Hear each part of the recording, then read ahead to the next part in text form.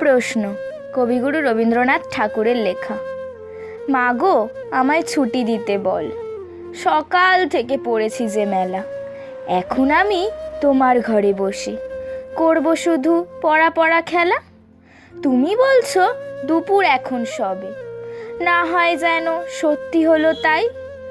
একদিনও কি দুপুরবেলা হলে বিকেল হলো মনে করতে নাই?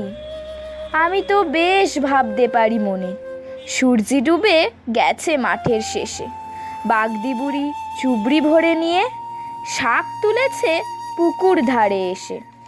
আধার হলো মাদার গাছের তলা, কালি হয়ে এলো দিঘির জল।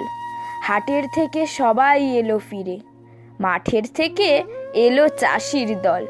মনে কর না উঠল সাঁঝের তারা, মনে কর না সন্ধে হলো যেন।